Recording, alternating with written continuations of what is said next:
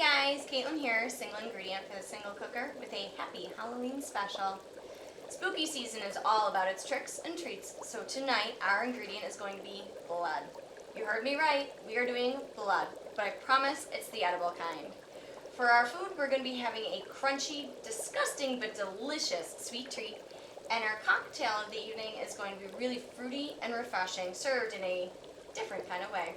At Stack Studios, we do ask in this difficult time that if you are going to party, party smart. We like to call them a smarty, a smart party. Please do that for us if you're going to be serving up these party favorites.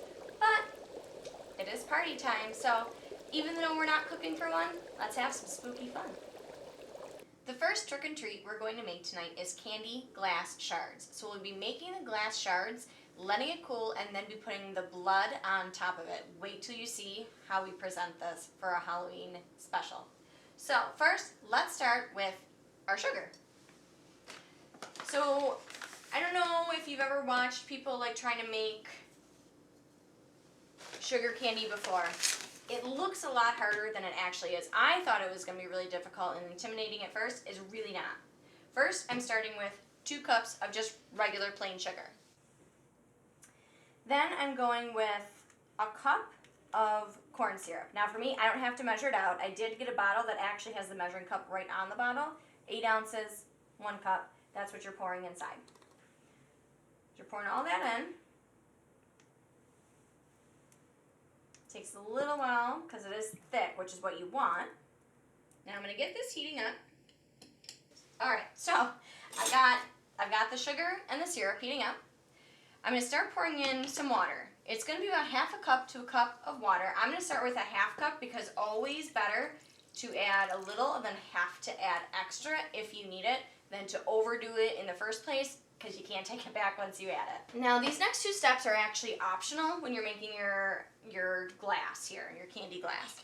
Cream of tartar is actually optional, just a little bit of a pinch for some clarity, a little bit of extra you're adding here. Flavor is also an option. Now, be careful if you do try to use a flavor because something like cherry is going to be red. Even vanilla can sometimes come out yellow, which will obviously not make your glass look like glass. It'll look like a stained glass, which is a cool effect, but not what we're looking for Halloween and blood. What we're going to do is start this to a boil. So I've got it all the way up. And we're just stirring. We're just stirring and mixing all this together. Here's the only really kind of time-consuming part of this is you have to keep stirring until it goes to that boil. It won't take too long, but do keep your eye on it.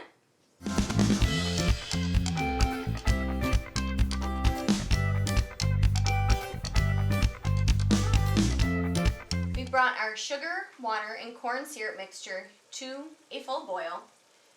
We've been stirring the whole time, but now I'm going to let the spoon rest, and instead I'm just turning down my heat just a little.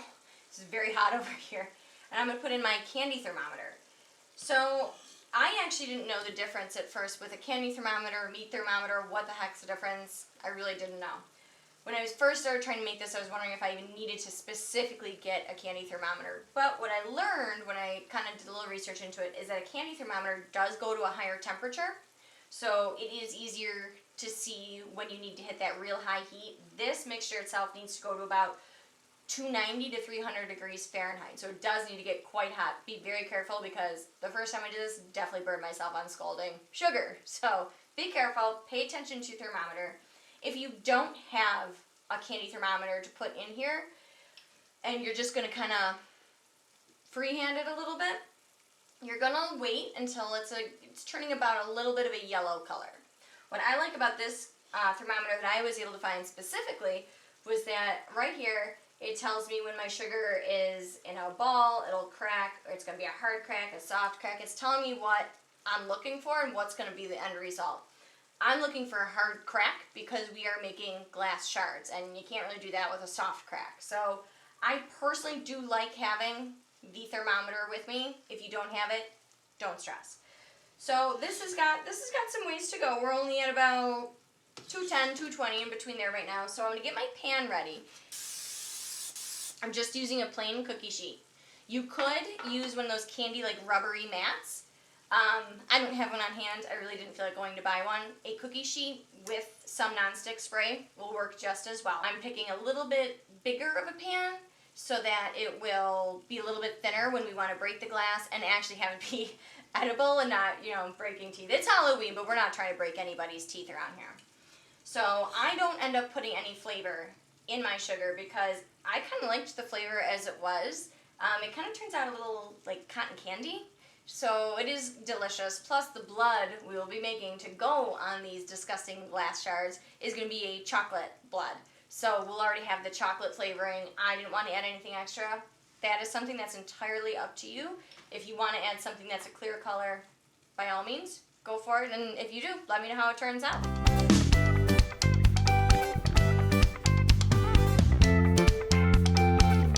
I'm trying to pour with no issues here, but that's really hot handle. I'm reminding myself it is at 300 degrees. Again, super hot. So I'm taking it off the stove, and you can hear it. We're just pouring out. That's it. You're just pouring. The first time I did this, I was kind of a little bit unsure, like, oh my gosh, are all these bubbles, like, gonna stay? They don't actually end up staying. They do end up popping, which is kind of cool. It gave it a much smoother glass-like look. So, whoo! Hot! Be very careful. It's really hot. So even the tray is going to be super hot. I am just going to shake it out just a little bit to make sure it evens out. Again, being careful. It's cooling. It should be good. Don't touch. Leave it be. Let's keep working. All right, guys. It's cocktail time. So the thing about this cocktail, any cocktail really, is when you're going to mix it, it's really going to be to taste. If you want a little bit stronger, you're definitely going heavier on the vodka. In this case, if you're going to want a little sweeter, a little lighter, depending on how much your guests may drink, you're going to go a little bit more on the juices. So for me, the one thing I'm going to keep my eye on in this recipe is that it stays very red, because the red is going to be the blood, okay? So I'm going to mix kind of a big bowl of it, and I'm pouring pretty good amount of cranberry in because obviously, like I said, they're red. Now, don't panic if for whatever reason you do water it down a little bit with a little bit more vodka. No judgments. A little bit more of the juice. You're fine. We have red food coloring that you can just drip a couple in, stir it up, and it'll still be red. So you're good. So I would love to give you all a measuring scale. I just don't have one because it depends on the night, the week, how hard it's been. So I'm kind of free pouring. But my eye that I'm catching is the color. Because I do want to keep it red. I personally don't want to have to add food coloring to it, so I'm going to be careful. So I've got cranberry juice, vanilla vodka, and I've got some pineapple juice. I don't know about you, I couldn't find pineapple juice in the store actually at all. So I got canned pineapple instead. So I drained and I kept the juice, and I'm just going to kind of, I'm only dripping juice in because pineapple it's very tart, it's very acidic, so it can overpower a drink very quickly. So I'm really only pouring in a splash. Other ways that you could do this is with a little bit of like orange juice, a sweeter orange juice, something a little bit more sugary, and you could pour that in there. Lots of different variations for this. I personally am loving cranberry, vanilla vodka, and pineapple juice. Here's where the fun comes in. We've got some syringes that I just grabbed from a Halloween store. You could get it really from anywhere that's going to sell Halloween costumes, makeup, paraphernalia, everything. So here's what I'm doing. I'm taking my bloody mixture, and I'm literally just putting it in the syringe. Come on now. Total blood. So what you could do is you could line up the shots on a platter or even in a bowl to look like a literal blood shot. Or the other way to do this, if you'd rather make it a cocktail, is pour just, if I spill this, I apologize, pour a little bit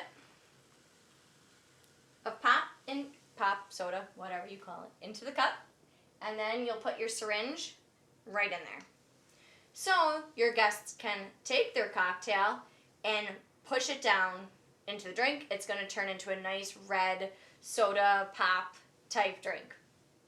Now, it's really that simple, but it looks really cool for your smarty guests.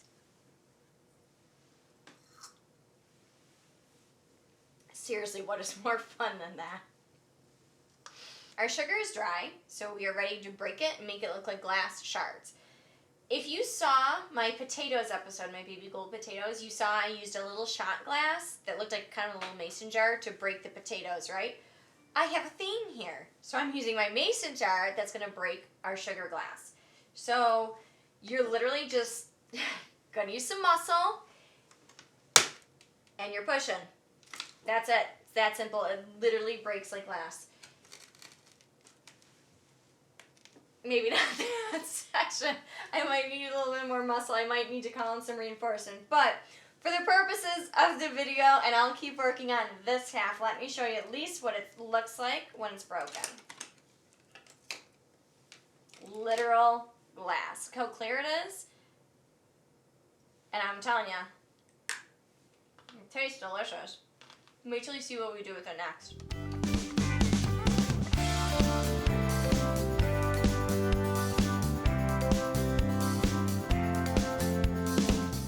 Glass and shattered on our baking sheet. So now we're going to make our blood so we can dip it in there and really make a gruesome scene. We're going to start with a cup of the corn syrup. I really like this bottle specifically because it's 2 exact cups and it actually gives you the measurement on the side, so I don't even have to do any work. Extra work, that is. Makes it a lot easier. But if you have to measure it out, you have to measure it out. We have a cup of the corn syrup. We are going to use, we'll say that, we're going to use about 2 tablespoons or so of red gel food coloring, not just red food coloring. So what we're going to do is, because we're using gel, we're actually going to be using chocolate syrup to actually pull in a darker color and a much better flavor. What you could do is, if you wanted to use just regular food coloring, you could use 2 parts red, 1 part blue, regular food coloring. Or if you really want to skip the corn syrup altogether but are still trying to make a really good blood, you're going to want to use some tart cherry juice with some sugar and put it on the stove. So I'm doing the 2 tablespoons of the gel, and you see how much thicker that's coming out. So next step is cornstarch. So we're doing about 2 tablespoons. Like I said before, so my crew sucks right now. So I've got about 2 small tablespoons of cornstarch. It's half made. We're going to keep going, folks. Now we're going to add our chocolate syrup, and that's what's going to give us our flavor and our depth. Again, about a tablespoon there. We're going to take our fork and kind of whisk it because it is thick. And I want this cornstarch to break up really nicely. Same thing with the chocolate syrup. I will be adding water, but I didn't want the cornstarch to clump before I could get it really mixed in there. Probably be actually really good if you had like a sifter to sift out the clumps before you put it into your blood mixture. But you can already tell. Alright, if you can see that, you can already tell that's mixing. Look at this. Come on. That's some blood. So we've got our blood mixed up pretty well. Our cornstarch is really mixed in there nicely. We're just going to add a little bit of water. And again, kind of like I was saying with our mixture before, is you're just kind of going to add to taste like we did with our cocktail. Unfortunately, this part of baking, at least for me, isn't exactly a science because I have done the exact recipes and they don't always go perfectly. It's a base, but then you got to play. But look at that blood.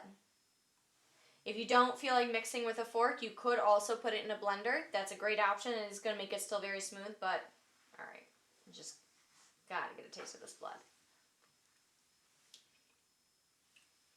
It's awesome because you don't expect it to be chocolatey because it's red. You expect it to be kind of gross tasting, but it's not. It's literally just a very sugary chocolate delicious delight. So when we put that with our glass, and when you see how we present this, you're going to be stunned at how disgusting but classy and amazing it actually turns out. We've made our shards, we've made our blood, and you're probably wondering how all of this is going to actually come together because candy glass shards and chocolate blood aren't really a meal of any kind. And you're right, they're not. What these are going to be for is making a gruesome decoration towel. So I chose a plain white New York style cheesecake. You could absolutely choose a white cake or white cupcakes or even brownies as long as they're frosted with white. You need the white because that's very much going to contrast the blood. So, it's time to have a little fun. Got my blood all mixed up. It's still looking really good. So now I'm going to start doing a drizzle. Now remember, this shouldn't be pretty. This is blood spatter. This is gross, right? Kind of do a little, especially with the fork, it works really good because you're getting like the tongs that are kind of throwing the blood a little bit more than a spoon would. So we've got our cheesecake. We're dressed. We're bloody. We got some blood spatter going around. Here is where we take our shards and we start dipping it in our blood. And we decorate. So now, not only do we have a delicious New York style cheesecake, we have delicious glass looking shards that are a bloody gruesome mess.